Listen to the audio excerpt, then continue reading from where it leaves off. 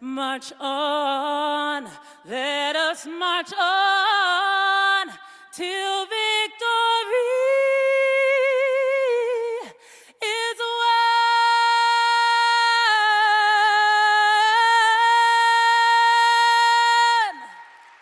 Thank you.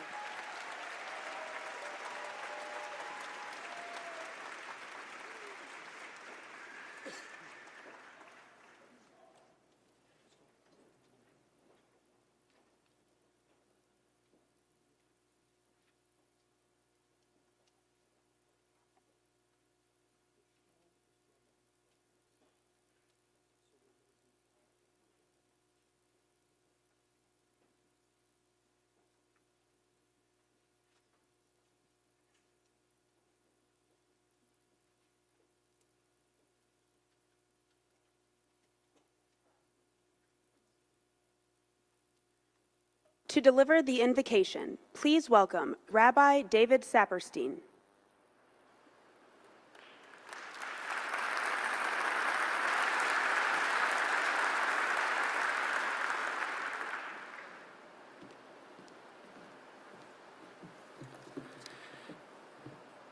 Zeh Hayom Asa Adonai.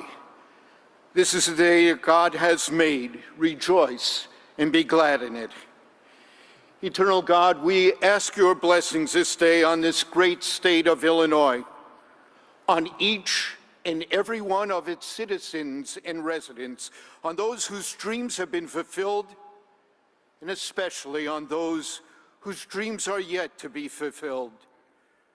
Those who are still hungry, who shiver on our winter streets, who are oppressed when our rule of law fails them, who are victims of gun violence in the very houses in which we worship you, in our schools and on our streets. How is it, God, that we can find only the most anemic solutions to our bloodiest problem? On this day of inauguration, be with Juliana Stratton in her vital leadership and with all who will hold office with Governor JB Pritzker in their service to the people of Illinois. Guide them, inspire them, empower them that they may never lose sight of the noble task to which they are called. And most especially on this day, so filled with renewed hope and promise, we ask your blessings on JB Pritzker, this good man, this visionary, caring leader who has so dedicated himself to the betterment of all. Grant him wisdom and compassion, strength and understanding, courage and empathy, that he may ever do your work here on earth. Be with his beloved wife, MK, and his children, these young adults, Teddy and Don as well, that all their lives be fulfilled, even as they may ever be an oasis of support and peace for him. And at this time of division in our nation, in our states, bind up the wounds that divide us, and do so in the words of a cherished son of Illinois, with malice toward none, with charity for all, with firmness in the right as God gives us to see the right. Indeed, as we stand before this very tapestry of Americans gathered in this great hall, may our diversity be seen as a blessing of the many gifts it brings to this state and to our nation, that we truly may become a more perfect union, one nation, under God, indivisible, with liberty and justice for all. May this governor and all who work with him be blessed to see the day when, because of the work of their hands, justice truly shall well up like waters, righteousness like a mighty stream. And towards that day, eternal God, let them go forward with confidence, undaunted by the challenges facing them, committed that through their work, the torch of hope will pass from hand to hand, from heart to heart, until the radiance of justice, peace, and righteousness for all fills every corner of this state. And let us say, Amen.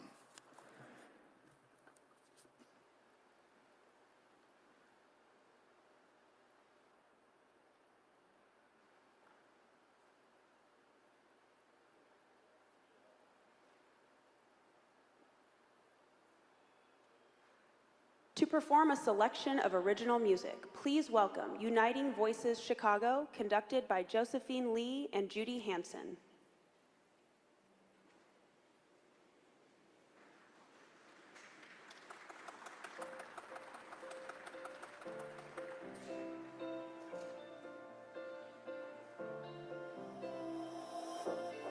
Look into the future, let me see what it holds.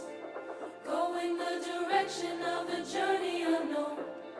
When we're so divided, we just have to be strong and live for tomorrow.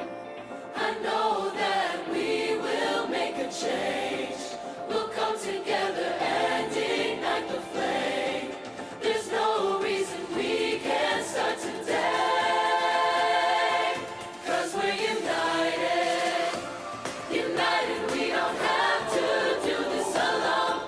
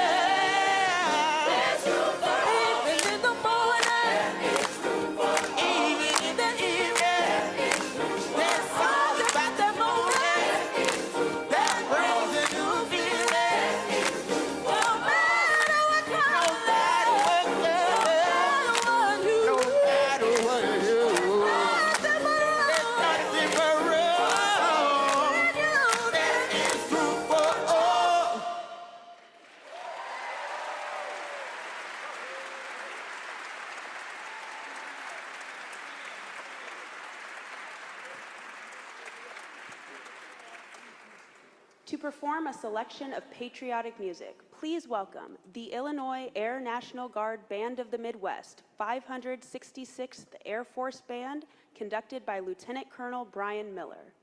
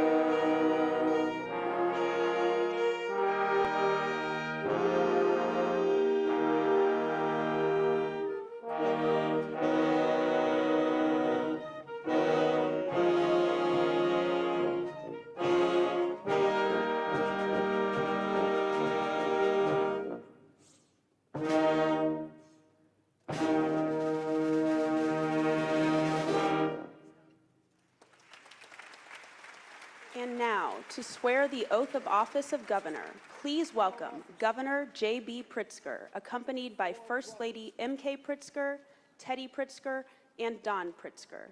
The oath will be administered by the Honorable Mary Jane Tice.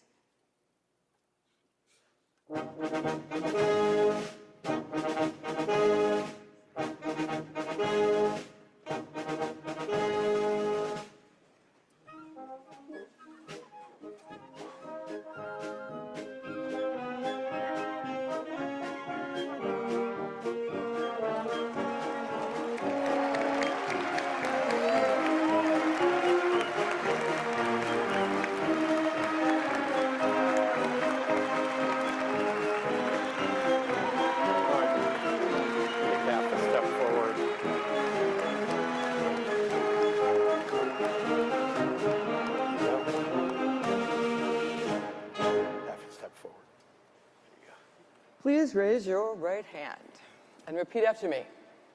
I state your name.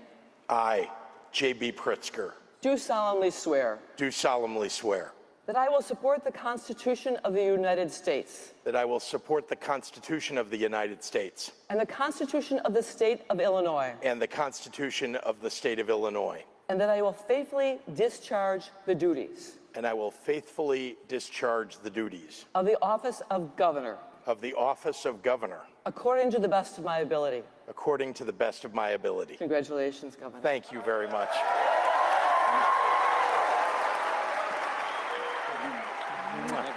Love you. Hey, Donnie.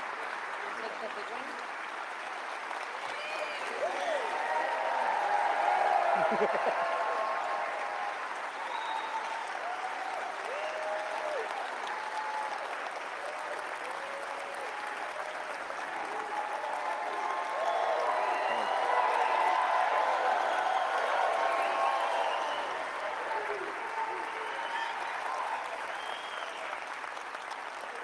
Thank you all. Thank you very much.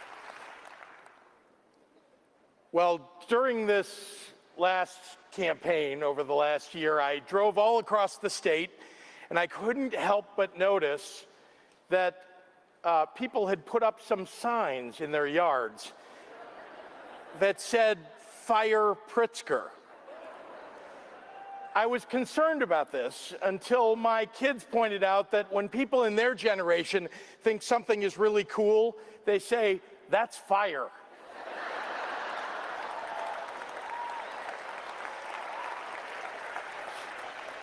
So I want to take this moment to thank everyone who put up those very encouraging signs.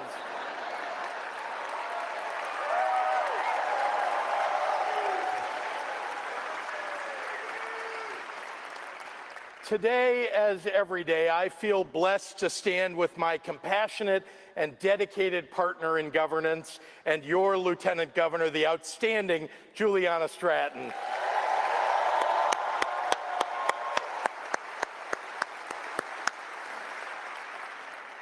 Officially retiring today is one of Illinois' finest leaders ever. His legacy stands as an example to everyone who aspires to serve the public interest.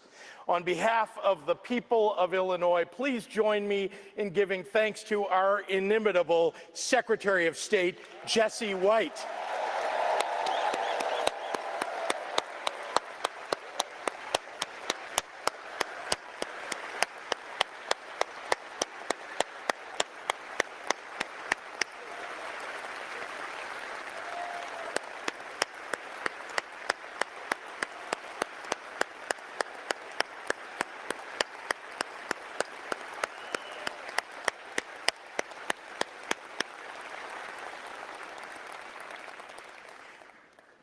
I want to acknowledge our other distinguished guests here today, beginning with the love of my life and the First Lady, MK Pritzker, and our children, Teddy and Don Pritzker.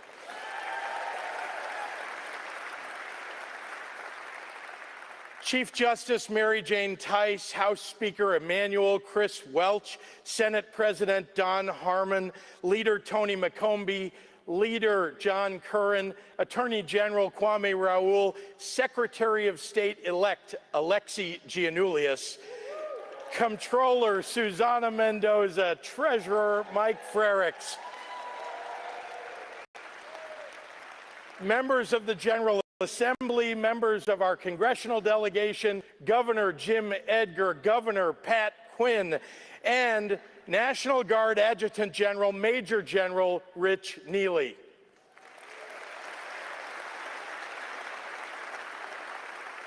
To all of you, on behalf of the people of Illinois, thank you for your service and your sacrifice.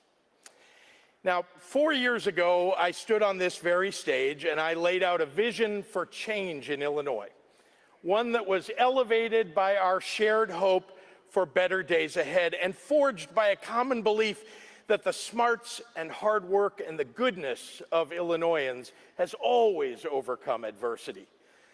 Our hope was buttressed by the past resilience of our people who have survived wars and a Great Depression, 2 global pandemics, devastating tornadoes, fires, and floods, yet who have made this the birthplace of national movements for justice, advancements, world-renowned advancements in innovation, and cultural achievements second to none. Our hope is perhaps rooted in our unique ability to endure Midwestern winters year after year, knowing that there is always a glorious summer on the way. Our hope is spurred on by the knowledge that the doomsayers who eagerly prophesy total misery every time Illinois faces an honest challenge have unintentionally inspired a generation of leaders with a resilient optimism for our future.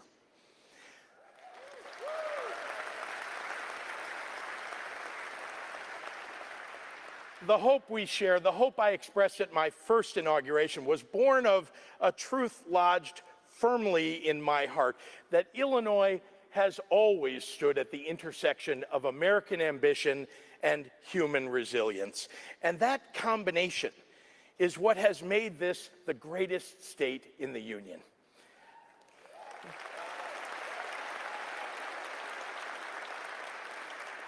So 4 years ago, with hope in our hearts and persistence in our souls, we went to work, and we got big things done. We balanced the budget and got credit upgrades. We raised the minimum wage.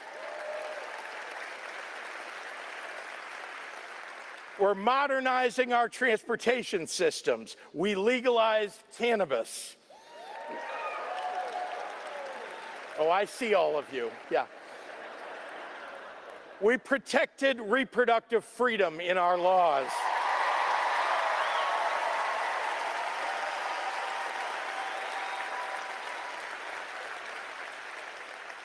We took nation-leading climate action that's growing our energy production. We instituted nursing home reforms to increase staffing and safety. We saved taxpayers' money by consolidating pension systems and provided real middle-class tax relief to help families overcome inflation.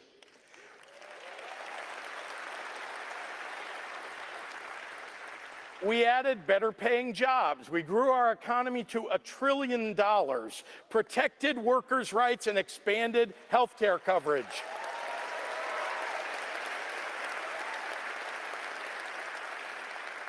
Amid a rise in intolerance and fascism throughout the United States, with increasing attacks on our most vulnerable populations, Illinois has decisively moved to protect civil rights, human rights, and voting rights by enshrining them directly in state statute.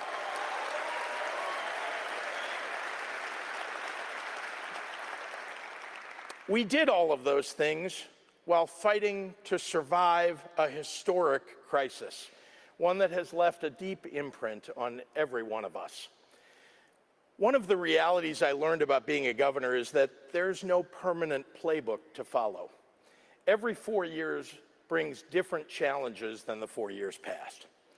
All that you can do is become a student of history and of the people who came before you, to try and learn from their victories and their defeats, their triumphs and their challenges. I've taken to learning from the words and actions of past governors, regardless of their political affiliations or leanings.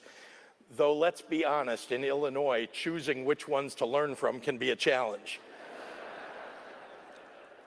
But we've had more than 200 years of governors, and regardless of the adversities they faced, most of them put the people first. And I've tried to discern from the things those governors said publicly what they may have been wrestling with privately. Dwight Green became governor of Illinois in 1941. He was the prosecutor who successfully put Al Capone behind bars and fought organized crime in Chicago in the 1930s. When he won the governorship, he was suddenly faced with leading one of the largest states during a time of global upheaval. His first inaugural address was given on January 13th, 1941. As a world war was raging on, but before the United States had been drawn in. Green's tone was somber but bullish. He said, "The political upheavals in Europe resulted when the people lost faith in the ability of their governments to meet their needs. Here in America, where the ideals and hopes of freedom still prevail, we must never permit the same tragic spirit of despair to overcome us."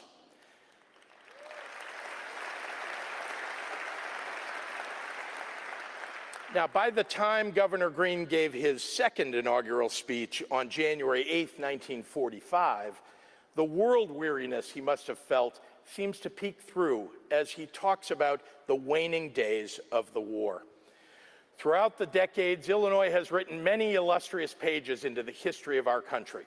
Now, in more than 3 tragic years of all-out warfare against the destroyers of freedom, our men and women have inscribed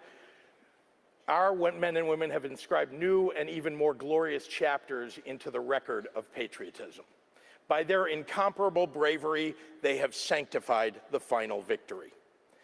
Now, I suspect that Governor Green, wrestling with the unbearable cost of a terrible conflict, was attempting to comfort his people in that second inaugural address, to express how deeply he felt the loss of the 18,601 Illinoisans who were killed during World War II. I think everyone here knows a little about that feeling of loss. Over the last 3 years, we lost 35,814 Illinoisans to COVID-19. That grief and the desire to comfort are all too familiar to me. There's a day that stands out over others, and it was the day in September of 2020 when I sat in the chapel at the University of Chicago listening to the husband of Joyce Pacubus LeBlanc, one of the first nurses to die of COVID-19 in Illinois. Lawrence LeBlanc spoke of the intense love he had for his wife. He ended his tribute to Joyce, saying, "If I had another 10 lifetimes to live, and I had to choose, it would be with her." I did not know at that point that the pandemic would rage on to an even higher peak for another year and a half, that so many more people would die or fall ill, that the disruption to our lives, our well-beings, our livelihoods was far from over. But that evening at that chapel, I just knew that I was the governor, and I had a responsibility to Lawrence LeBlanc and to his beloved Joyce to honor his words and her passing, and to make real the sacred prayer that I said nearly every day at the podium. May their memory be for a blessing. The difficult thing about governing through unprecedented times is that it's your job to set the precedent, to find a path, even when none appears to exist, to lift up the frontline heroes, the essential workers on whom we all rely, to make the hard decisions to protect those doing the very hard work of keeping us all together. As governor, it's your job to plan for the future, even as you continue to grapple with the past. That's a lesson tucked into Governor Green's second inaugural speech, which, while filled with somber remembrance, also set a second-term agenda for post-war Illinois, even before the war ended. So today, as Illinois continues its progress, overcoming our historical fiscal challenges and a deadly global pandemic. I come to you with an agenda as ambitious and bold as our people are, thinking not only about the next 4 years, but about the next 40. Our long-term ambitions must begin with a focus on the people for whom we are building. No policy proposal that I could advance will have a greater impact on our future than the quality care and education we afford to our very youngest residents.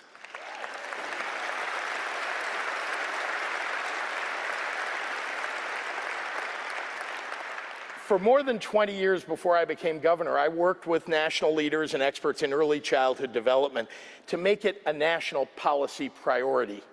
It's time for Illinois to lead.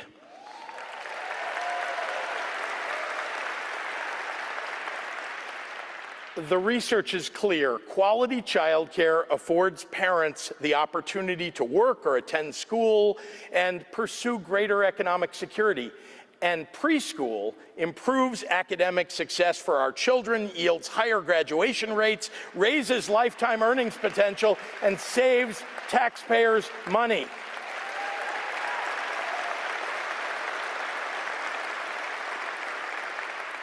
That's why I propose we go all in for our children and make preschool available to every family throughout the state.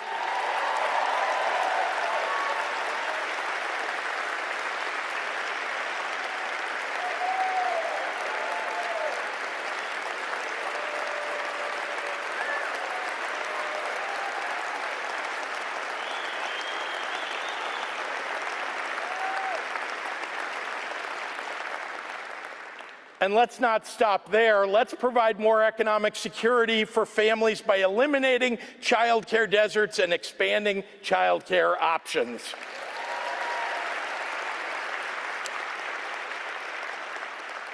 It's also our obligation to make college more affordable by removing financial barriers.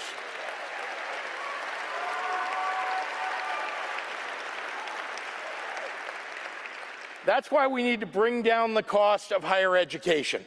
Since I took office, we've increased scholarships by more than 50%. Now let's focus on making tuition free for every working class family in Illinois.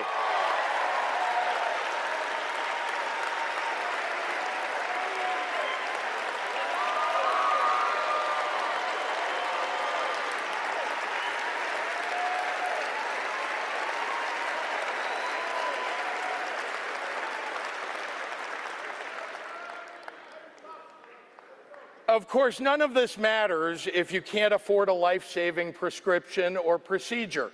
We already capped the cost of insulin, but we ought to continue making health care coverage more affordable and more widespread. Health care is a right, not a privilege.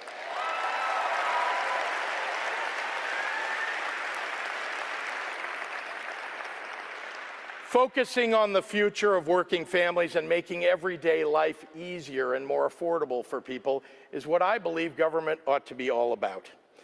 We've done a lot on this in recent years.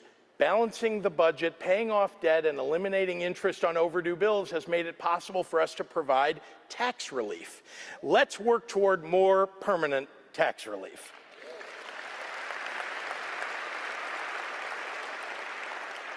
Improving our roads has saved hundreds of dollars a year for drivers, which matters even more when you know that one flat tire or one auto repair can lead to a genuine fiscal emergency or even the loss of a job for many people. Lifting up working families and children also means doing everything that we can to free them from the dangers of gun violence.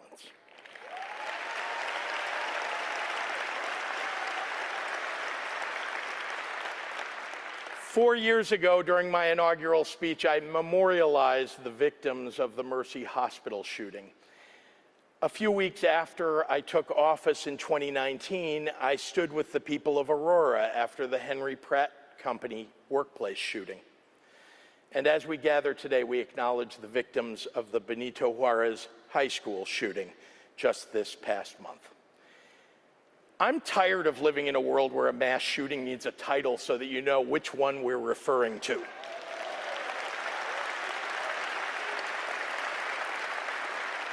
Hospitals, high schools, homes, parades, offices. There's no place, geographic or otherwise, that's been spared from the threat of gun violence. Whether it's ghost guns, high-powered semi-automatic rifles, or modified rapid-fire handguns, dangerous weapons are putting families and law enforcement at risk. Now, I'm a firm believer that government functions best when we look for compromise.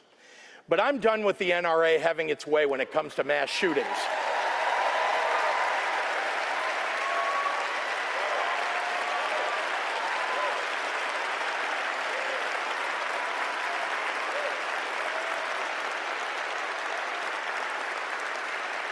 Why do we allow anyone to easily purchase a rapid-fire, high-capacity weapon that can kill dozens of unarmed people in under a minute?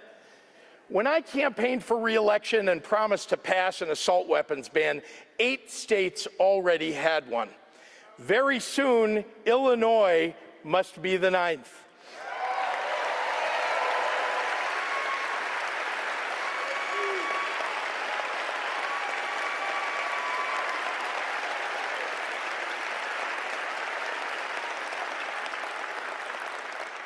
And we ought to have a real accounting of the assault weapons currently in circulation.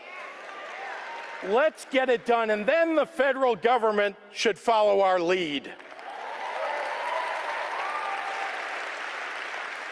One thing last year proved is that if given the chance, a bunch of right-wing judges and legislators will take away women's rights. Well, Illinois spoke loudly and decisively in 2022 and declared that in the land of Lincoln, we trust women.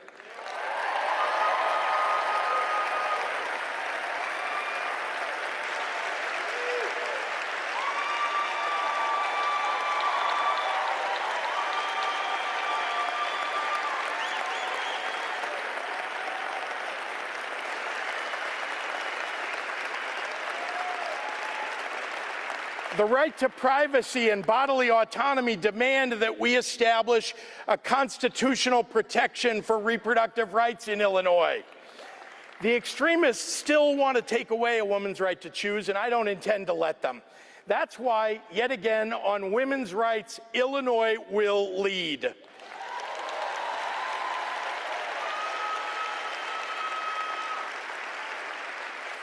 Finally, our success as a state goes hand in hand with a determination to fight against a rising tide of hate.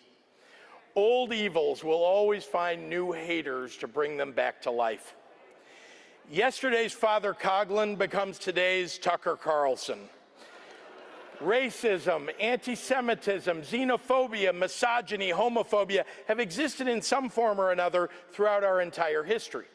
For some, the ugly voices that sing those discordant notes sound like siren calls.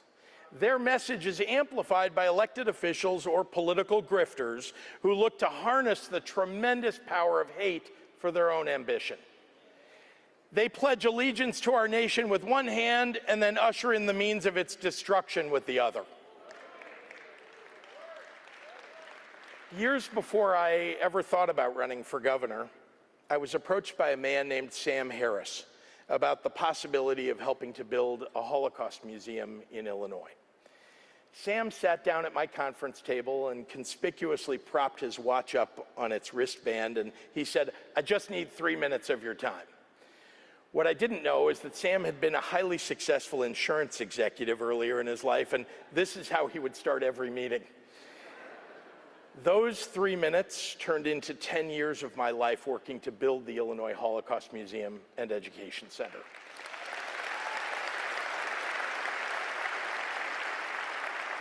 But it was Sam's personal story that has had the most impact on me over time. You see, Sam is a Holocaust survivor himself. He was born in Deblin, Poland, and when the Nazis invaded his town, they murdered Sam's parents, all of his relatives except 2 sisters, and all of his friends. Sam miraculously escaped extermination in 2 concentration camps, the conditions of which are almost unspeakable. After the war, he was placed in an orphanage in Poland and eventually was adopted by Dr. and Mrs. Ellis Harris in Northbrook, Illinois. Sam is remarkable. For nearly 30 years, he has traveled the country to tell his story, to impress upon people that when hatred and bigotry go unchecked, democracy will come to an end and even potentially lead to genocide. I've learned an awful lot from Sam, and I've realized that for my entire lifetime, progress has been made against bigotry and intolerance, but not anymore. None of us should ignore that our nation has slid noticeably backward, and dangerously so. Just in the last few years, we've seen gunmen killing dozens of Jewish and Black parishioners while they prayed, swastikas spray painted on Jewish grave markers, anti-vaxxers attacking Asian American seniors, vandalism and intimidation against Muslim Americans and the LGBTQ+ community. Hate crimes are increasing at an alarming rate. Sam's story reminds me today, as I start a second term as your governor, that the battles for freedom and democracy that Governor Green thought we had fought and won are being fought once again right here at home. That old evils must be faced head on, yet again, by a new generation. But I bring hope to the battles ahead because time and time again, the people of Illinois prevail when challenges arise. The families of Taylorville didn't give up when a tornado wiped out 100 homes and 22 people were injured. They helped each other out, and the community came together to rebuild. When schools closed for 8 weeks in 2020, 300 volunteers from Lombard, Villa Park, and Oak Brook Terrace rode on a fleet of school buses and provided curbside delivery of 32,000 meals to 3,200 low-income children who would have otherwise gone without a meal. When food banks were facing shortages during the worst parts of the pandemic, Central Illinois farmers delivered tons of free produce. Hate needs two things to thrive: the sense of helplessness that fertilizes hopelessness, and the willingness of powerful people to cower in front of a lie. Illinois, we have power and we have hope, and a genuine goodness that is rooted in being the place in this country to which all people can come and live free.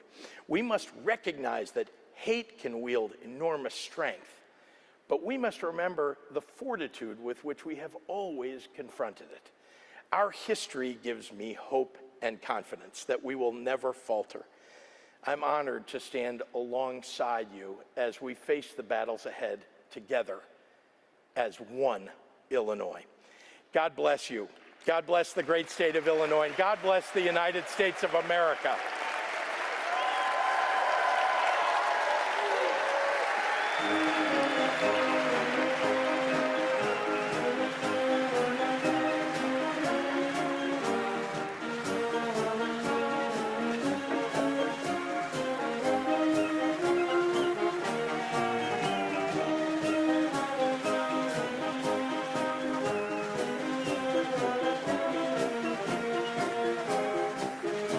Great job.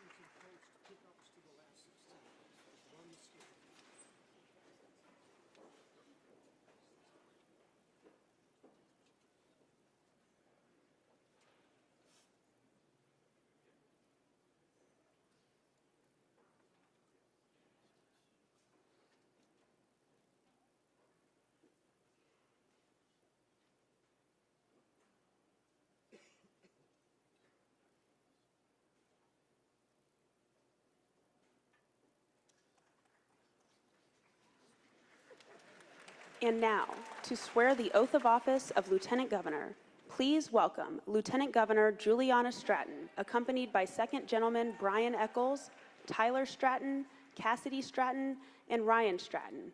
The oath will be administered by the Honorable Fredrina M. Lyle.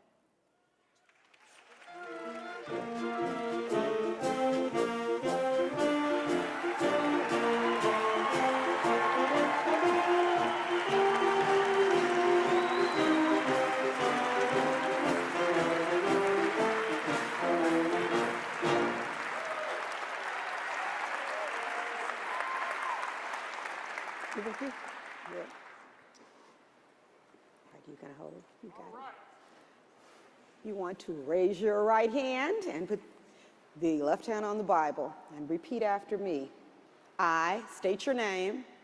I, Juliana Stratton, Do solemnly affirm do solemnly affirm that I will support the Constitution that I will support the Constitution of the United States of the United States and the Constitution of the State of Illinois, and the Constitution of the State of Illinois, and that I will faithfully discharge and I will faithfully discharge the duties of the office of Lieutenant Governor the duties of the office of Lieutenant Governor according to the best of my abilities. according to the best of my ability. Congratulations. Thank you. Love you. I gotta get my speech.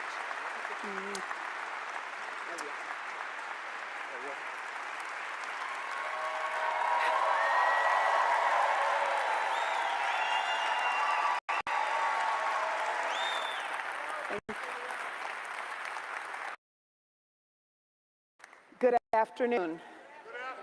And thank you all. As always, first I have to give honor to God for keeping me, protecting me, and ordering my steps on this journey. It is an honor and privilege to stand before you today to be sworn in for the second term as the Lieutenant Governor of the great state of Illinois.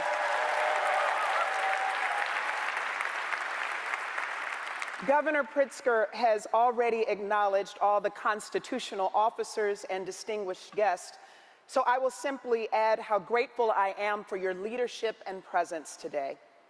Thank you as well to Illinois Appellate Court Justice Fredrina M. Lyle for administering the oath of office, and to my co-pastor, Michelle Dodson, for your powerful prayer over me this morning.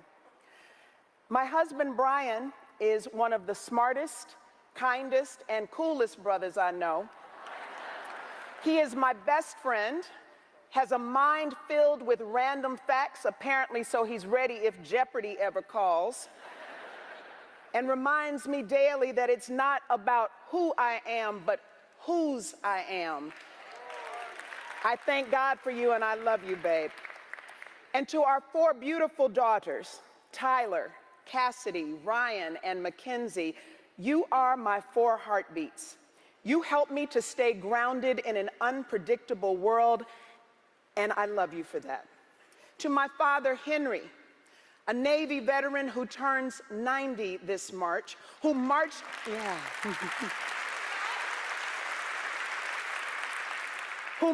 in Selma alongside Dr. King and the late John Lewis, and always taught me that there is never a time to be silent in the face of injustice.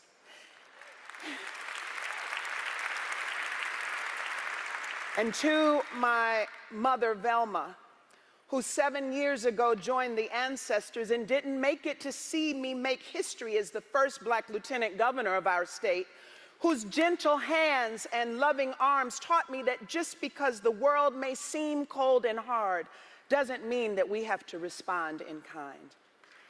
Thank you both for raising me to be the strong woman that I am today.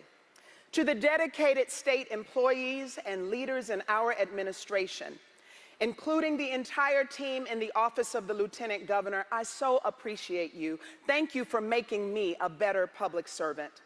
And I also want to thank all of the election workers, volunteers, and voters who turned out in this election cycle to prove, when we needed to, that we don't take our democracy for granted.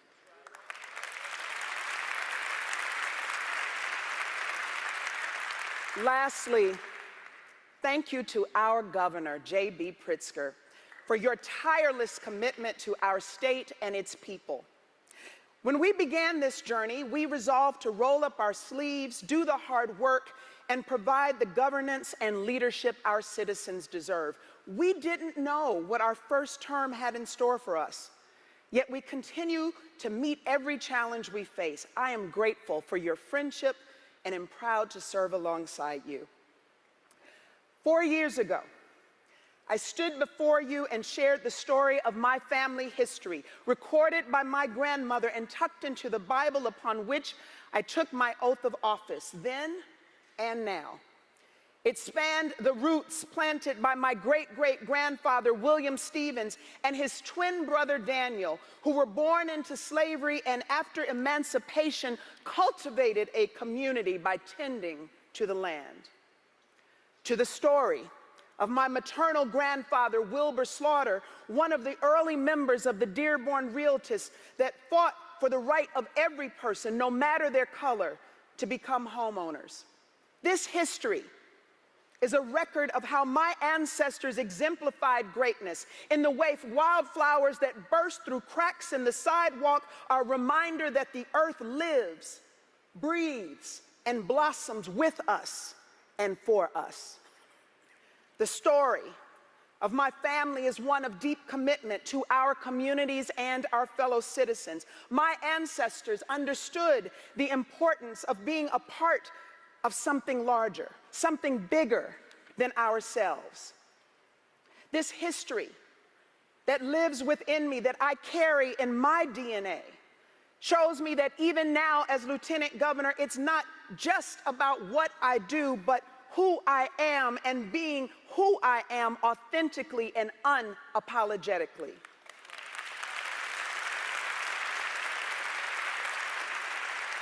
In this role, I can dedicate myself to showing the people of Illinois the fullness of who you are, of who we are. I understand, just as my ancestors did over 100 years ago, that caring for each other is the only way forward. I understand that regardless of our differences, we have a responsibility to each other. In a world that has put us on guard, we must always strive to see each other. As I have traveled our great state, I've talked to people who relate to my story and experiences, people who share my viewpoints, and also met many people who do not. Nevertheless, these people and stories all make up a beautiful tapestry that is our state, our community. These experiences and interactions led me to ask myself, what can I learn from the stories of others? What can we all gain if we open our minds and our hearts to the experiences that are different than our own? And if we refuse to listen to each other, how do we give everyone a voice in the story that we're writing right now? These questions brought me here today. And on the journey of these last 4 years, these questions revealed all that we can build together when we listen and learn from each other. In Cairo, a community deprived of the needs for a secure, healthy life that has gone 7 years without a grocery store, we went there and asked, how can we help? We reached out to those who have been accustomed to being unheard, ignored, and silenced because they are a part of the Illinois story. Leading the way, I was focused on convening stakeholders and community members through our Ag Connects Us All initiative to demonstrate that empathy is an action. And in just a few short weeks, I'm excited to go back to Cairo to cut the ribbon on a cooperative grocery store that will be run by the community and for the community.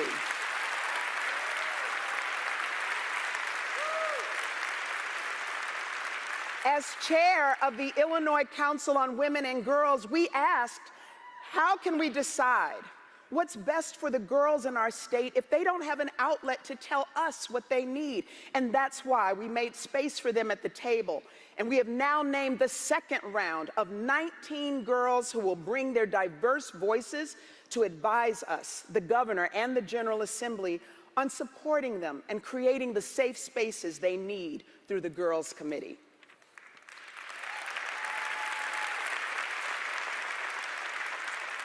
And in communities across our state that have been harmed by the war on drugs and the violence and trauma caused by punitive policies, we asked, how can the groups most impacted be part of changing the narrative with us. Through the Restore, Reinvest, and Renew program, we have invested more than $144 million back into those communities so that young people in Aurora and Peoria and East St. Louis can play sports and after-school programs and learn the skills to thrive in school and beyond.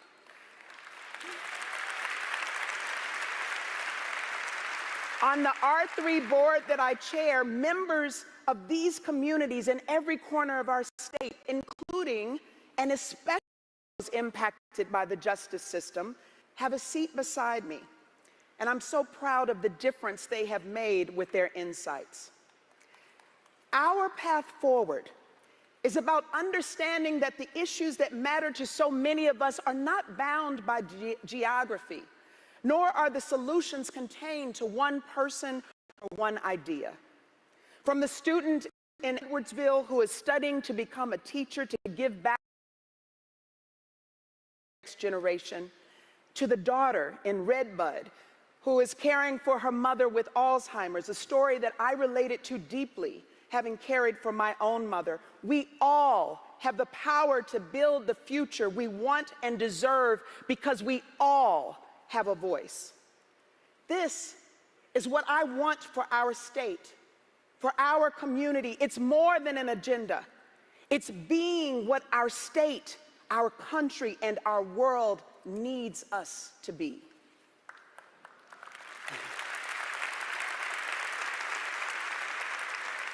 As I approach the next 4 years, I often think of the African philosophy of Ubuntu, which means I am because we are.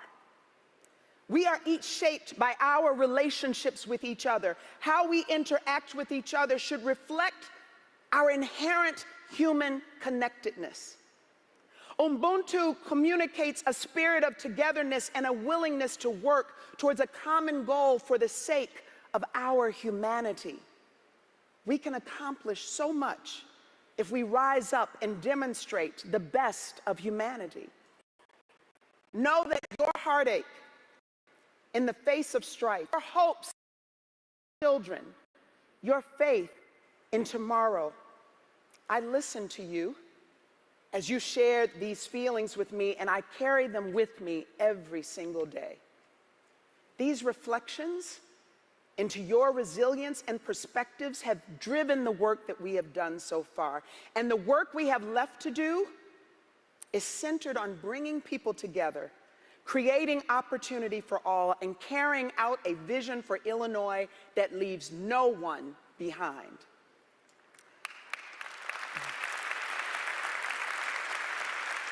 My ancestors demonstrated a deep faith in their dreams and the world that they were creating for their grandchildren.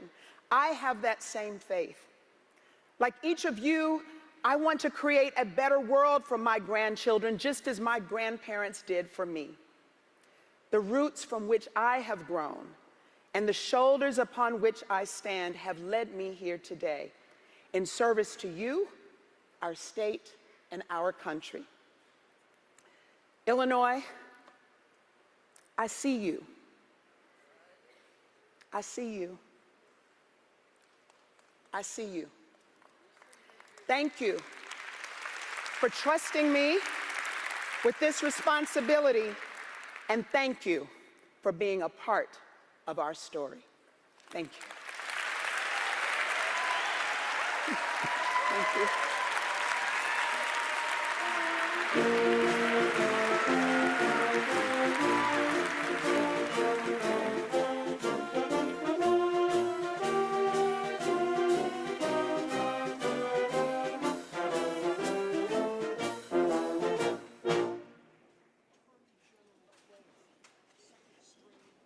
And now, to swear the oath of office of Attorney General, please welcome Attorney General Kwame Raoul, accompanied by Dr. Lisa Moore, Che Raoul, John Moore, Sidney Jackson, and Reverend Dr. Otis Moss III. The oath will be administered by the Honorable Joy V. Cunningham.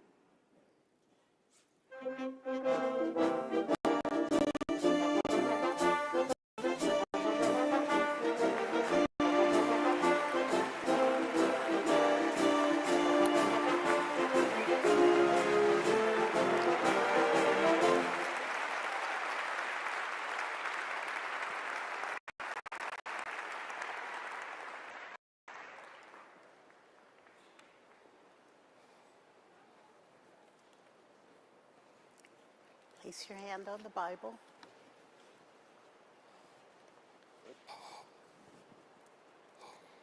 Repeat after me and say your name where appropriate. I I, Kwame Raoul, do solemnly swear do solemnly swear that I will support the Constitution that I will support the Constitution of the United States of the United States and the Constitution of the State of Illinois, and the Constitution of the State of Illinois, and that I will faithfully and that I will faithfully discharge the duties discharge the duties of the Office of Attorney General of the Office of Attorney General according to the best of my ability. according to the best of my ability. Congratulations.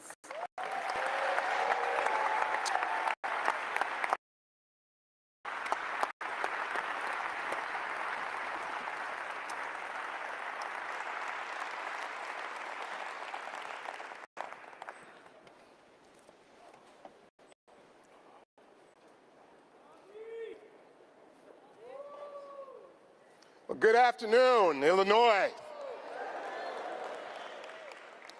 First, I would like to give thanks and honor to God for his mercy and his generosity. It is my honor to acknowledge the presence of my pastor, Reverend Dr. Otis Moss III, pastor of Trinity United Church of Christ, the greatest church this side of the River Jordan. Thank you for being here today, Pastor, and thank you for your prayer this morning, and thank you for reminding us in church yesterday to get our spiritual refill.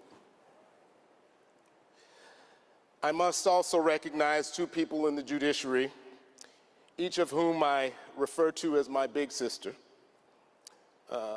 fellow Trinitarian Federal District Court Judge Sharon Johnson Coleman, who administered my oath 4 years ago,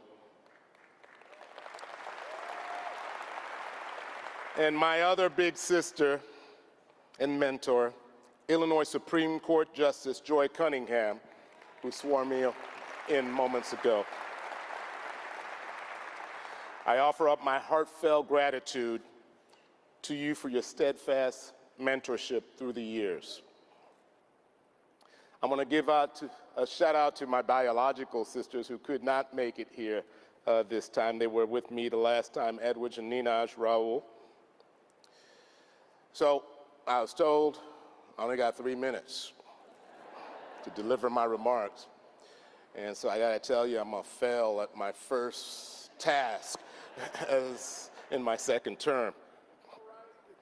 However, in the interest of time, the entirety of my remarks will be the thank you section of my speech. First, to my wife, Dr. Lisa Moore, who is always by my side. Thank you, sweetheart.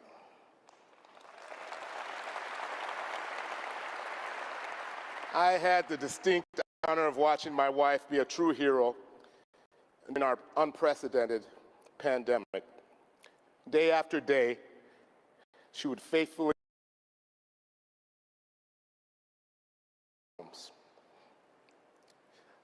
I watched her be a hero one night early in my first term while we were eating dinner at Gibson's. And she administered life-saving care to a woman who was choking on her steak on the table right next to us. She saved a life, yes, but the real cool thing about it is now when I forget to make a reservation, we get into Gibson's anyway, not because I'm the AG, because she's a celebrity over there now. To my son, Che, who was unfortunately robbed of a college graduation ceremony when the pandemic hit, notwithstanding the fact that he had earned honors for his academic performance at Lake Forest College.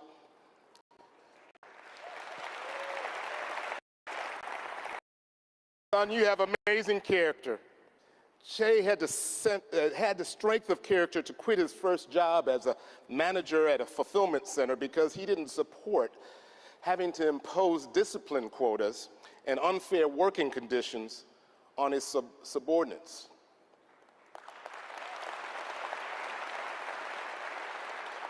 Che embodies the spirit of my Workplace Protection Bureau, which has done an amazing job of protecting Illinois workers from misclassification, wage theft, discrimination, and unsafe working conditions. In Illinois, we protect working families, and I want to thank you, Che, for affirming that spirit.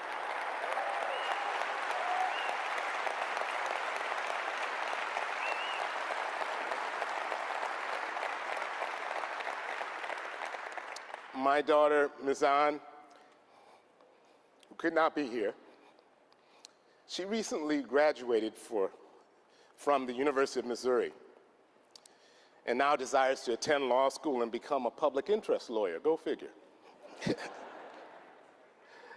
I was so pleased to drive into the state of Missouri to attend her graduation last year, but not as nearly happy as I was to drive out of Missouri and get her the hell out of a state that does not respect a woman's right to make decisions about her body.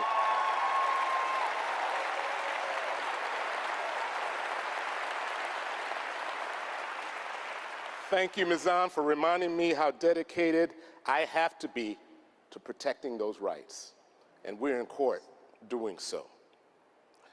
I think as highly of my daughter as I do my Solicitor General, who has expertly argued before the D.C. Court of Appeals that the ERA is the 28th Amendment of the United States Constitution.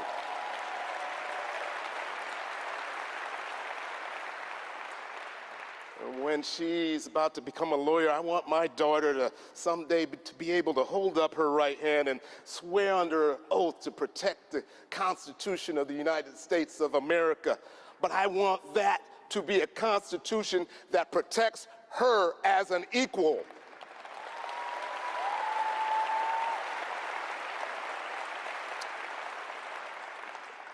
My stepson, John, is a student at Morehouse College. Pastor Moss, he is a Morehouse man in the making. On the heels of George Floyd's murder, he and my daughter had vigorous debates with me on issues connected to police reform. Those debates influenced me to take action and convene law enforcement partners to agree on language in the Safety Act that would lead to greater trust in law enforcement, better training for officers, and greater accountability for bad actors.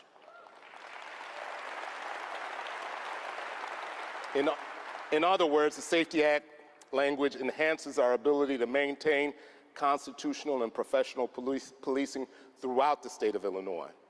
I want to thank the chiefs of police, the sheriffs, and the state's attorneys for coming to the table in good faith.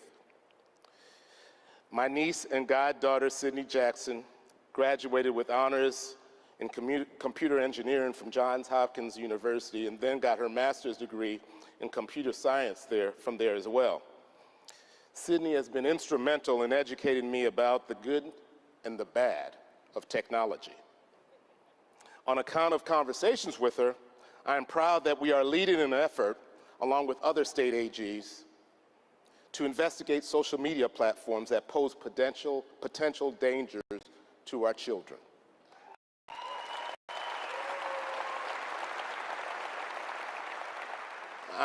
I'm also happy that our criminal team is investigating the criminal use of online platforms to monetize proceeds of organized retail crime for other criminal use. I was happy to attend Sydney's graduation a few years ago, and during that ceremony, the commencement speaker was Brian Stevenson, and he delivered a powerful address. It turns out he was also her brother's commencement speaker 2 years later. He said that there is a justice deficit in this country. He said, we have a criminal justice system that will treat you better if you are rich and guilty and innocent.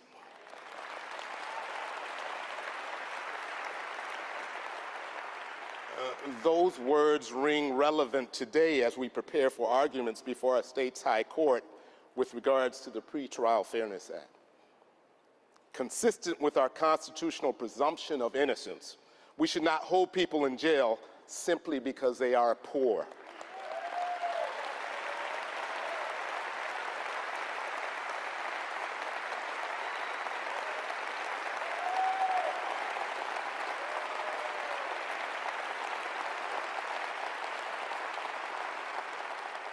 We cannot continue to criminalize poverty.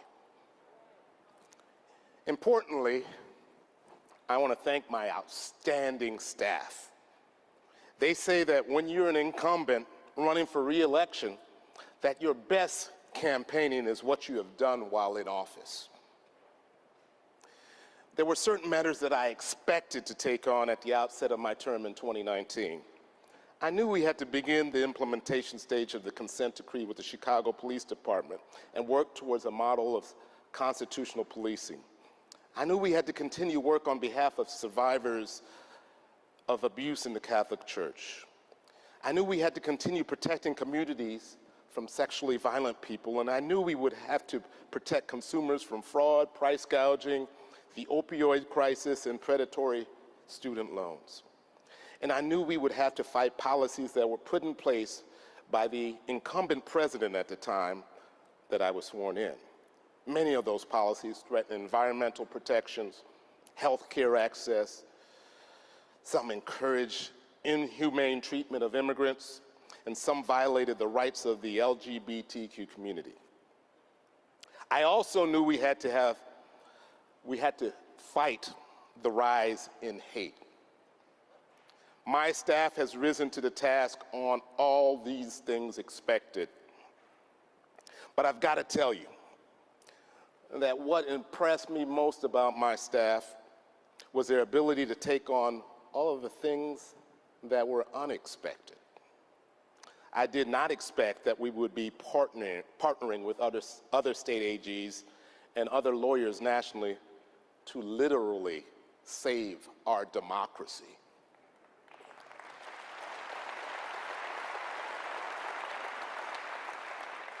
And then there was the unprecedented coronavirus that hit us in the spring of 2020. Our Workplace Rights Bureau had to rise to the occasion to protect those whom we learned to call essential workers from unsafe working conditions. Whether in person or virtually, my staff also had to battle countless frivolous legal actions that sought to undermine life-saving emergency protocols that had been put in place by our governor and other public health officials. Policies which have demonstrably saved lives in the state of Illinois as compared to surrounding states that were more lax. Yeah, you can clap to that. We were forced into this predicament while working from remote locations, which meant we were heavily reliant on technology. We certainly did not expect at that moment for our office to be hit by a crippling cyber attack. I'm proud to say that the ransomware attack did not stop my staff's work. I want to sincerely thank you for your resilience and ability to adapt and continue representing the people of the state of Illinois.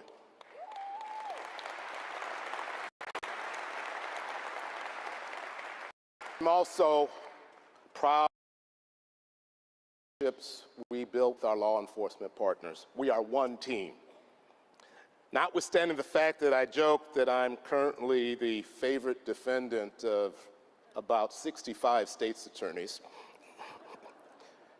I think it's important for the public to know that we've enjoyed a good history of working together. I work closely with state's attorneys throughout Illinois on the opioid crisis, prosecuting murder, violent crime, and sophisticated criminal schemes like organized retail crime. And I'm thankful for partnerships with prosecutors and law enforcement from federal, state, and local levels. I want to recognize and thank U.S. Attorney Greg Harris, who I believe is here today, for allowing our office to partner with his to fight violent crime and also protect children from online child predators.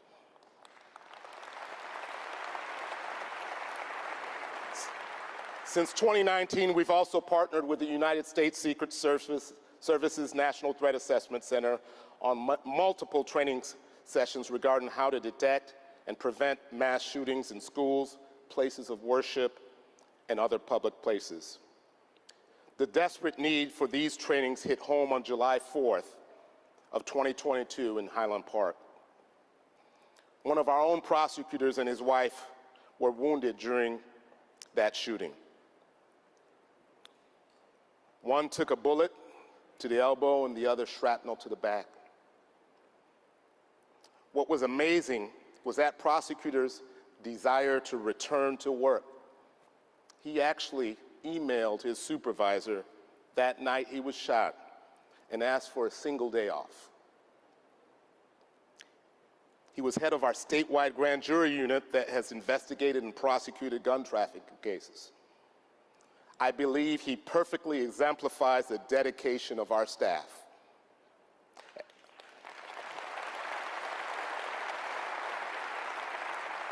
As I reflect on the Highland Park shooting, I can't help but reflect on the 2 other mass shootings that took place mere weeks later. One mass shooting was in Washington Park on the south side of Chicago, a block away from where I raised my children. The other in Garfield Park on Chicago's west side. Neither of those mass shootings received the same level of media attention as Highland Park. As a matter of fact, it wasn't really until recently we started referring to such shootings as mass shootings, all because of where they occurred. We all need to look in the mirror and ask why that is the case.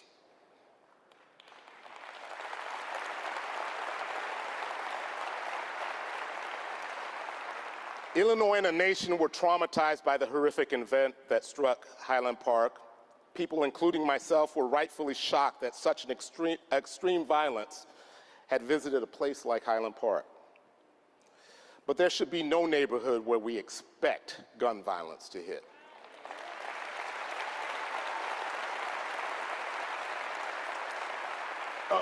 We shouldn't be surprised when a shooting takes place downtown or in River North, where I currently live. We shouldn't be surprised when we've tolerated them and we've expected them on the west and south side of Chicago, in Rockford, in East St. Louis, on the east side of Springfield, and other economically disadvantaged areas of our state. I'll say about gun violence what I've said about the opioid and heroin crisis. We weren't troubled when we thought they were quarantined to poor inner city neighborhoods. We actually tolerated the impact of the heroin and opioid addiction until it spread to more affluent areas. That should not be our normal, and we should be ashamed.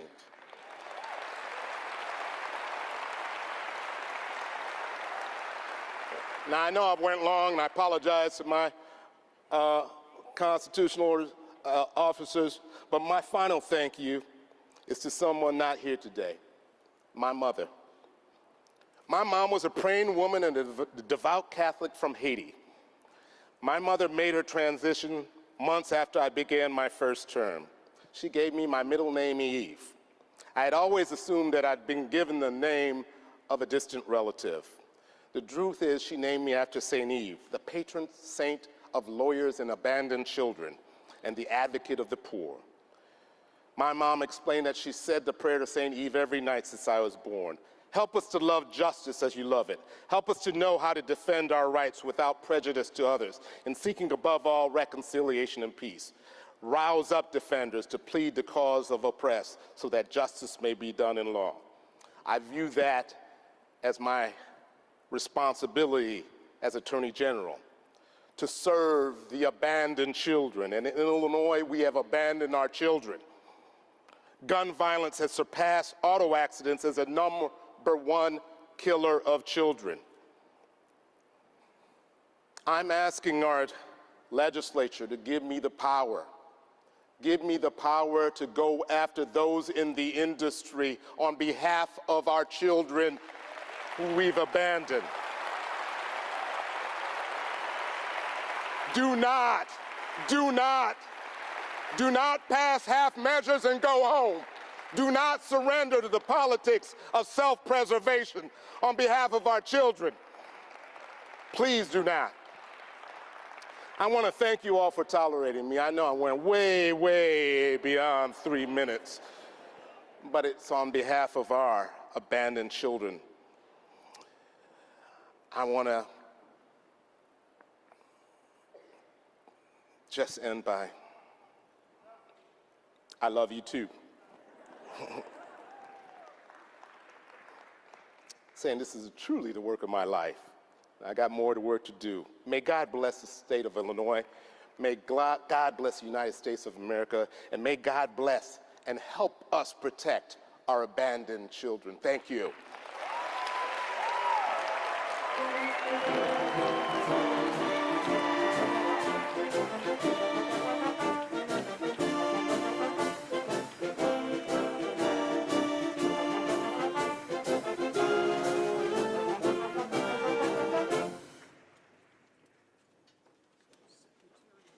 And now, to swear the oath of office of Secretary of State, please welcome Secretary of State-elect Alexander Janulius, accompanied by Josephine Janulius, Anna Janulius, Sophia Janulius, and Alexia Janulius. The oath will be administered by the Honorable Joy V. Cunningham. You're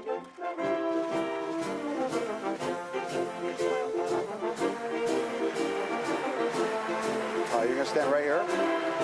Right here. Mommy's going to stand in the middle.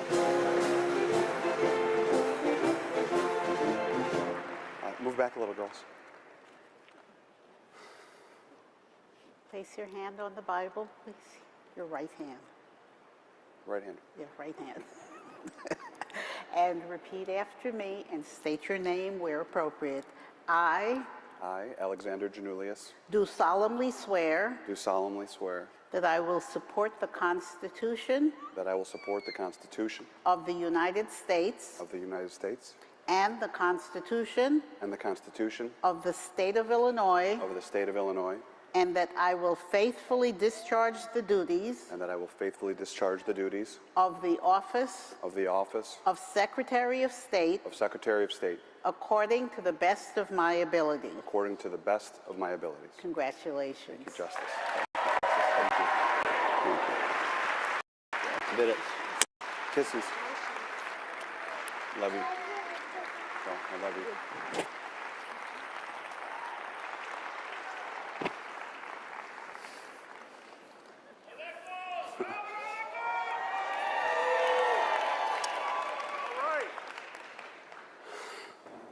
Thank you. Thank you, Governor Pritzker. Thank you, my fellow constitutional officers, and to the people of the great state of Illinois. I also want to thank my amazingly selfless wife, Josephine, for being the light of my life, my 3 little honey girls who you just had a chance to meet, Anna, Sophia, and Alexia, my mom, my brothers and their families, and all the families and friends that came down here, and all the Greeks that apparently came down from Chicago. Thank you so much. There have been some long speeches, so I'll try and be kind of brief here today. I do want to take a second to especially recognize one man in particular for his years of public service to our great state. Please join me in thanking the legend passing me the baton, my very good friend, Secretary of State Jesse White.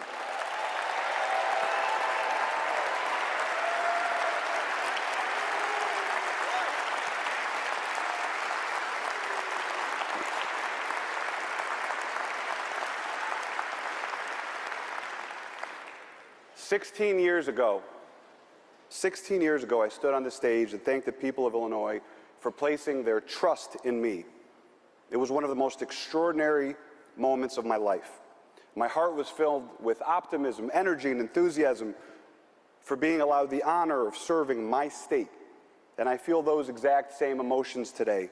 But I feel another emotion today, one that comes from the experience of having served the people of Illinois. Responsibility. The people of Illinois have placed an enormous amount of trust in me in all of us.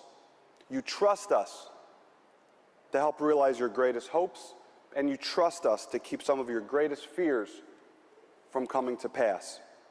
Today, more than ever, I appreciate the awesome responsibility of being the steward of your trust, especially now when so many people have been disheartened and have lost faith in the politics of our time. After all, think of what has happened to our nation since I last served 12 years ago. A violent and deadly insurrection on our capital, a failure to keep our children safe in their classrooms and our streets from gun violence, a dangerous turning back of the clock on a woman's right to choose, an inability to put a dent in the most pressing issue of our time, climate change, and a dangerous assault on voting rights, and the emergence of the once unimaginable concept that individuals don't have to accept the results of an election if they disagree with them.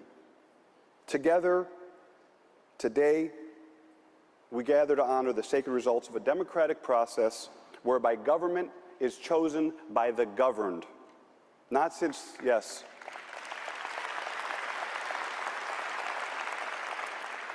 the earliest days of our nation do we fully appreciate the importance of what we're doing today. We celebrate here today a new chapter in Illinois, but we also celebrate our time-honored system of a peaceful, respectful transfer of power and the sanctity of your vote.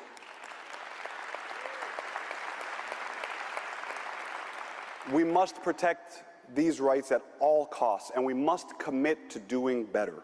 We must do better for the working men and women of Illinois who, like the incredible Heart Marks workers I met in 2009, are not looking for handouts, but just the opportunity for work and a chance to build a better life for themselves and their families. We have to do better for the children of Illinois who deserve our help in making up for all that was lost during the challenging days of the COVID crisis. We must do better for those who are seeking the promise of America for themselves and their families. We must do better, and I believe that we can do better. That is why I ran for public office once again after all these years. After watching all these developments that have undermined trust in our democracy, I realized that expressing outrage on Twitter and at the ballot box wasn't enough anymore. I remembered the lesson that my parents taught me growing up, that there are two types of people in this world. One that sees a problem and sits back on their couch and complains about it. The other that gets up and does something about it. Well, I'm getting up and doing something about the problems we all face because I want to fight. I want to fight for this state and this country, which I love so very much. And I want to show, thank you. And I want to show my 3 little girls that in life, service to a greater good is something, I cry whenever I talk about my kids. So. Service to a greater good is something that everyone must strive for, but especially to those who much has been given. And as I stand here and speak about the American dream, I think about my parents, my family. They have given me everything, especially my dad, who I know is watching from above. They came to this country as immigrants, and when they came here, they had nothing but their hopes and their aspirations. Together, they struggled and made countless sacrifices for their 3 boys, but they built a life, a successful business, they raised children who have achieved beyond their wildest imagination, and they truly lived the American dream. I am so proud of my parents. I am so proud of my family. I am here because of them. A loud round of applause. I am thrilled to be celebrating with you all today, but today for me and our team, today is a work day. When I was state treasurer, my very first day in office, I passed the most wide-ranging comprehensive ethics package in state government, and today, as soon as I leave here, I will sign new executive orders ensuring ethics and integrity in the Secretary of State's office, transparency, good government, and using technology and innovation to eliminate the time tax that too many of you are paying every day just to access simple government services will be my administration's focus. The Secretary, yes, thank you. The Secretary of State's office can make your lives better, and we will be relentless in making sure it does exactly that. And I will always, always fight for the disenfranchised and the underserved. So thank you, Illinois, for putting your trust in me and allowing me today, in front of my mom, my entire family and friends, my wife and my 3 little girls, to be the first person in 24 years to be able to say thank you to the people of Illinois for making me the new Secretary of State of the great state of Illinois.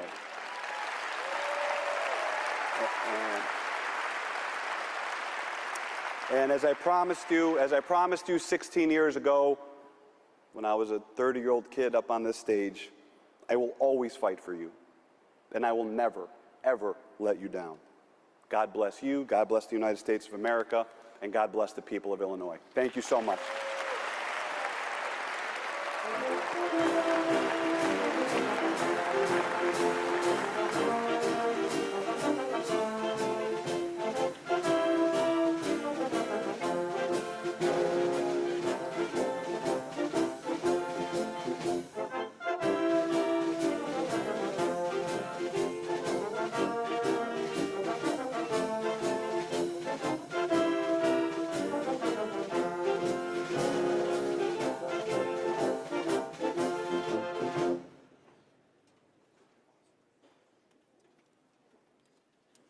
And now, to swear the oath of office of Comptroller, please welcome Comptroller Susana A. Mendoza, accompanied by David M. Sostak, David Q. Sostak, and Susana H. Mendoza. The oath will be administered by the Honorable Rosanna P. Fernandez.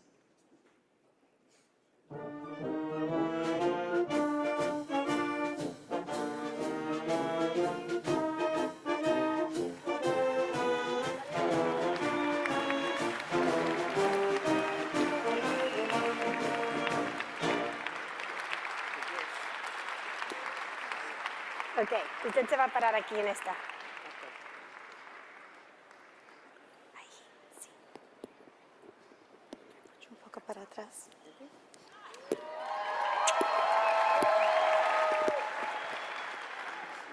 All right, good morning. Please put your right hand on the Bible. Raise your right hand and put your left hand on the Bible. And please repeat after me.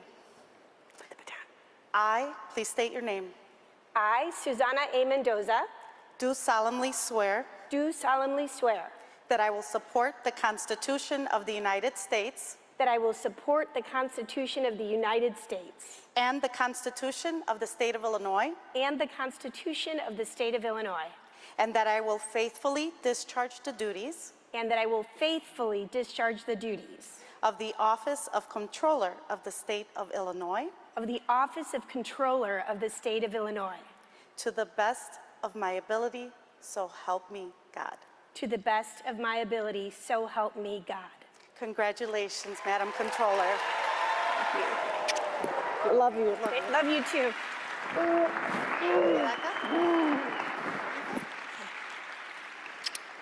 Love you, honey. Of course.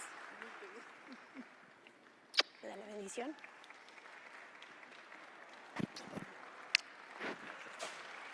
Ven aquí, flaquito.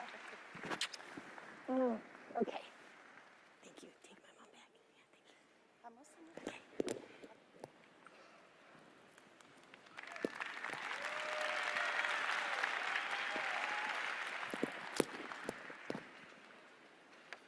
Well, hello, hello. Muy buenas tardes. Good afternoon, Illinois. And I want to start by thanking God, as so many others have done before me, for the many, many blessings in my life, including this very special moment right now with all of you. Thank you to the Honorable Rosanna Patricia Fernandez for swearing me into my 3rd term as your Illinois State Controller.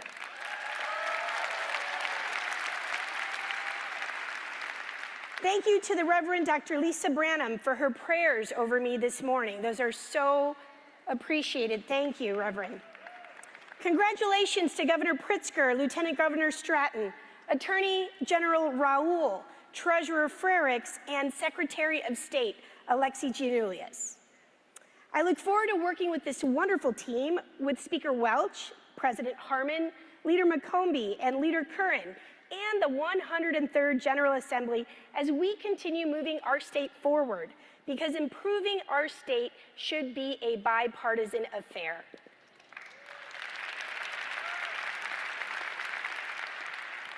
I want to thank my amazing family. Let's start with my mother, Susanna, the original firecracker. My godmother, Maria, and my in-laws, Ed and Helene Sostak, who I think are right over there, yes. Thank you for being here. My greatest blessing, our 9-year-old son, David, who's obviously excited to be missing school today. But let's be honest, what a great civic lesson to see his mom being sworn in for another term, right? I'm so proud of my son, David, and I am so happy and blessed to be his mommy. My most important thank you goes to the unsung hero in my success as your controller, the yin to my yang, my husband, David. He is my anchor. He truly is. He's my anchor. He's my #1 advisor, my best friend. He's my rock, and he inspires me every day. And let's be honest, he is very easy on the eyes. I love you so much, honey. And thank you so much to the incredible team that I'm blessed to lead at the Controller's Office. I see some Controller's employees out there. Thank you. Thank you. God bless you for all of your hard work and dedication to the people of Illinois. To the men and women of organized labor, thank you for always having my back. I got yours too.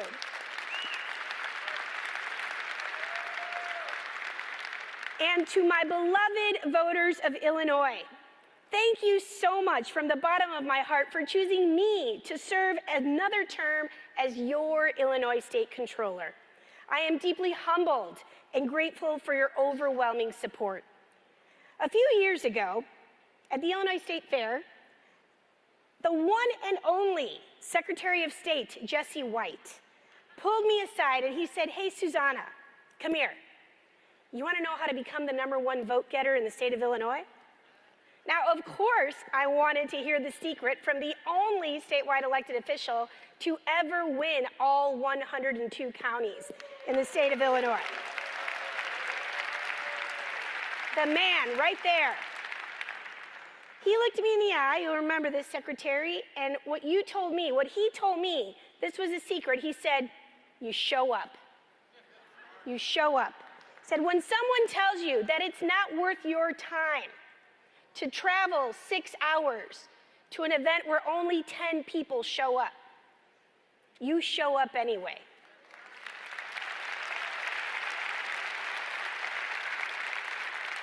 He reminded me that those 10 people matter, and they're going to know that you care about them.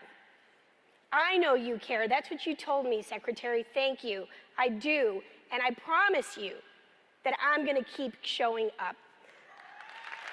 I'm going to keep showing up. Let me tell you, it's the best part of the job, meeting voters and finding out what I can do to make their lives better, being their voice, and restoring their faith in our state. In November, I asked for your trust through your vote. And thanks to you showing up for me, I stand before you as the new highest vote getter in the state of Illinois. Thank you so much. Thank you, thank you, thank you, and thank you, Secretary, for not being on the ballot, because I would have not come in first place had you still been on. Let's be honest. But thank you also, Secretary, for your years of selfless dedication to our state, for your friendship, and for your advice. And I promise, as I've already said, to always show up for Illinoisans the way you have done so beautifully for your entire career. Thank you.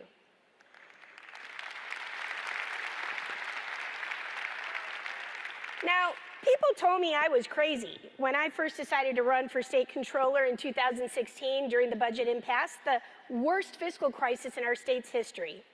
Our bill backlog had peaked at $16.7 billion of unpaid bills.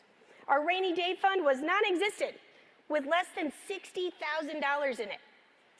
We had suffered 20 years of consecutive credit downgrades. The average vendor waiting to do business with the state of Illinois had to wait 210 business days to get paid. Back then, I promised you that if you sent me to Springfield, that I'd deliver a complete and transparent financial turnaround for the state of Illinois. And I delivered on my promise.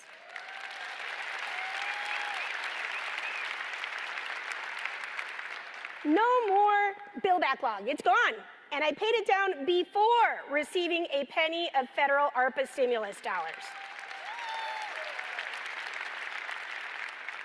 6 full credit upgrades on my watch. You heard that right, 6 full credit upgrades. A record high rainy day fund of over $1 billion and growing. This is great news. In fact, last night, the General Assembly approved an additional $850 million more towards our rainy day fund. We are on a roll.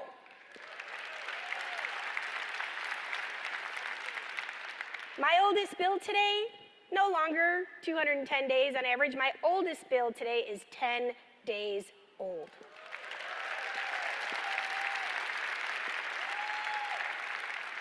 When people say, you should run government like a business, I say, how about we run it better than a business? That's what I'm proving we can do here in the state of Illinois. All of my hard work to help people and fix our state's finances, it's to get Illinois ready for its growth spurt. And we're ready because Illinois is the beating heart of this nation. From the bustling streets of Chicago to the expansive farmland of rural Illinois, to southern Illinois towns like Cairo, where we're fighting to bring that Riverport project to life. And we get things done when we all pull together. We want to be the state that people look at to consider how to build their wealth, grow their families, and grow their businesses. I love Illinois with all of my heart. For those of you who voted for me, thank you for trusting me with another term as your controller. For those who didn't vote for me, know that I will work as passionately for you as I will for my own family. After all, Illinois is my heart, and each and every one of you, regardless of your party preference, is in my heart. I will work hard to earn and keep your trust. Lastly, I want to make a promise to my son David and to all of the Illinois children.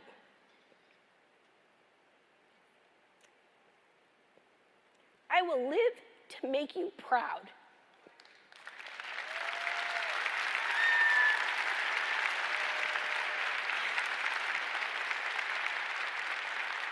I will live to make you proud, and I will approach my new term with an eye on the endless possibilities for our state, our beautiful state, through the excited and hopeful eyes of my child, and with the children of Illinois front and center in my thoughts and in my heart. Illinois' future is bright, and so is yours. I see you right there, Lucas. I'm talking to you, buddy. And all the other kids. I will do my part to leave you a state that you can be proud of, with endless possibilities for your future. It is my honor to serve you all. Thank you, and may God bless you and keep you. Que Dios me los bendiga y me los cuide para siempre.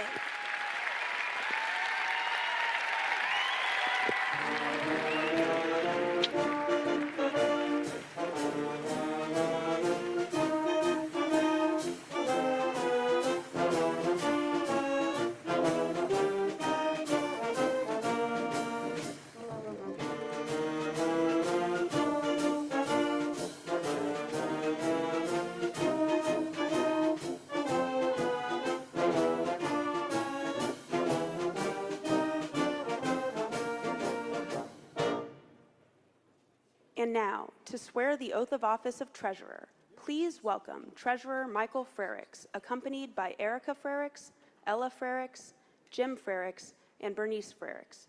The oath will be administered by the Honorable Mary Kay O'Brien.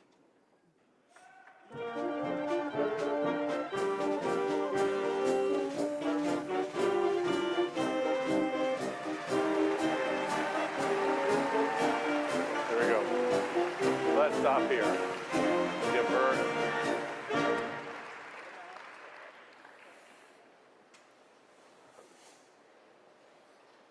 Ready to proceed? Okay. You raise your right hand and repeat after me. I state your name. I, Michael Frericks, Do solemnly swear do solemnly swear that I will support the Constitution of the United States that I will support the Constitution of the United States and the Constitution of the State of Illinois, and the Constitution of the State of Illinois, and that I will faithfully discharge and that I will faithfully discharge the duties of the office of Treasurer the duties of the office of Treasurer according to the best of my ability. according to the best of my abilities. Congratulations. Thank you. Very much. Thank you.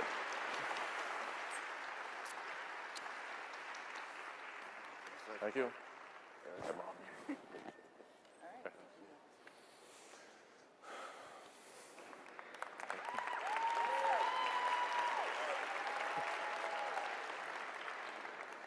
Good afternoon.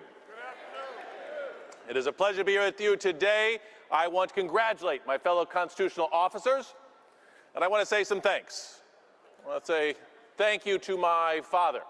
My father's a retired Teamsters truck driver.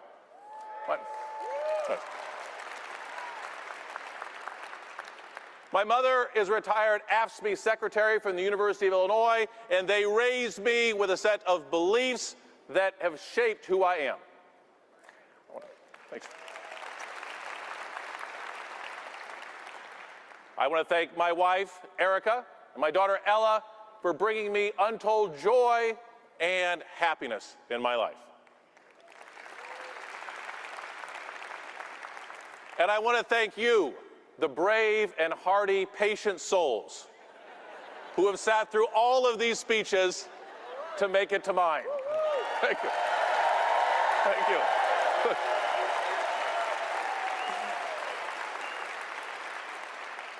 You know, this has been a really great year. I got married. I became a dog owner. I got reelected. A lot of my friends got reelected. We passed the Workers' Rights Amendment.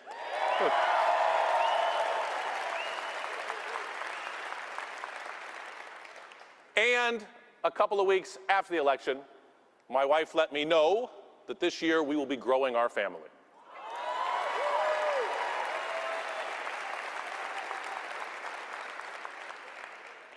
I'd like to say this 2022 was an exceptional year, with the exception of the last month. See, 1 month ago, on December 9th, State Senator Scott Bennett passed away. The Senate lost a hilarious and hardworking colleague. His young family lost a devoted and loving husband. And I lost a true friend. And for those who know me in politics, I try to be optimistic. I try to see the good in every situation, but this one has been tough.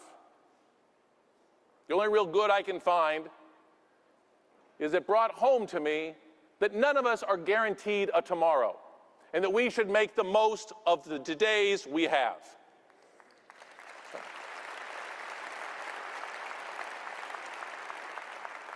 It reiterated to me that we should work to do the most good for the people of the state while we're here and while we have this opportunity. Now, 8 years ago, I inherited an office that was mired in mediocrity, but I am proud to say that we have changed that. We have made many positive changes.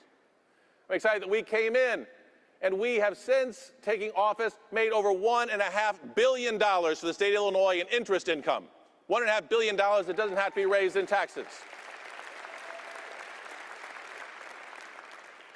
The year before I came in, we helped municipalities and local units of government save and invest money. They made $50,000 in that year. Today, we are making $2 million per day.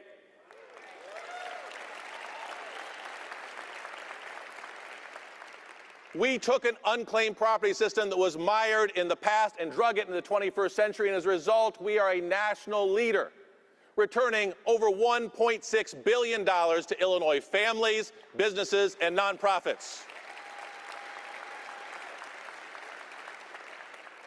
We took a college savings plan with under 400,000 accounts and have grown it to over 800,000 accounts, from $7 billion in assets under management to over $15 billion in assets under management, and received top ratings from independent rating analyst Morningstar.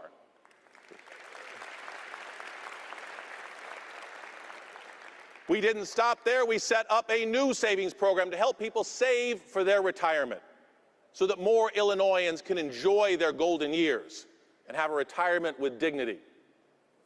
And thanks to legislation passed by Senator Scott Bennett, we set up a savings program to help people with disabilities have a brighter future, and it is now helping tens of thousands of people have their parents put them on a pathway to a more successful future.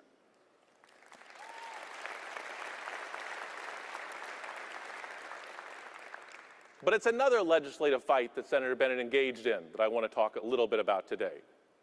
See, there was a coal-fired power plant in his district that had been dumping toxic coal ash into pits next to a national scenic river. Now, that company did that, and it was a way to save money. I'm sure at some point in the past, some CEO making that decision helped to boost their profits by doing it this way. But what happened was, years down the road, there were costs to pay. And that company has to pay millions and millions of dollars. Now, these are risks based on decisions that companies are making. And as the chief investment officer, when we are investing funds for college savings, for retirement, we are long-term investors. We want to know about those risks so that we can make informed decisions about our investments. And we have been doing that for the last 8 years. We have been engaging with corporations. We've been voting our proxies. We've been pushing them to do right for the long term. See, when you treat your workers poorly, when you slash their wages or cut their benefits, when you create unsafe work conditions, that may actually save you money in the short term and may get you a nice bonus that year. But we know that in the long term, you're going to lose human capital. You're going to have less productive employees, and you're going to risk them striking, which will ultimately cost your company money. You may be able to save money by polluting the waters and the air around your company, but long term, it is going to cost you more money.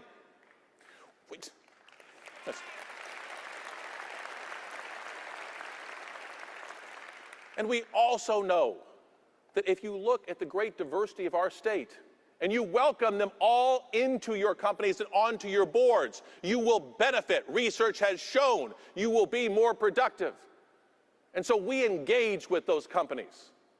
We ask them to look at things like their environmental impact, their relationship with their workforce, and their commitment to diversity. And we know that when we do this together, we are stronger. And so we have worked with other state treasurers. We have worked with union pension funds. We have worked with coalitions like the Human Capital Management Coalition, like Climate Action 100+, and like the Midwest Investors Diversity Initiative. And I can tell you, our work has been noticed because we have received the attention of the fossil fuels industry. And they are funding a national campaign right now, working with red state legislators, attorneys general, and state treasurers to try and undermine our rights as shareholders. They want us to invest in the dark. They don't want us to ask questions. They say, trust the CEOs, they know what's best. But we know numerous examples where they have made decisions for the short run, but we invest for the long term. Yes.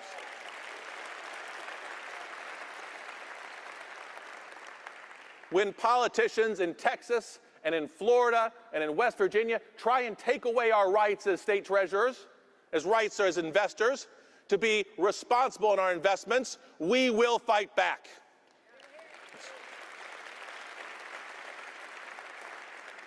We will continue to engage with corporations to make sure they understand the value in treating your workforce with respect. They understand the value of treating the environment with dignity. They understand the value of diversity so that we can truly have a country of one nation of liberty and justice for all.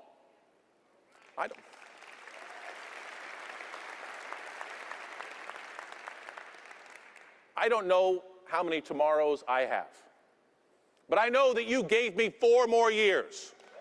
And as long as I have breath in these lungs, I will stand up and I will speak out for our retirees, for our workers, for our environment, and for all citizens in the state of Illinois. Thank you, Illinois, for giving me this opportunity. God bless you all. Thank you.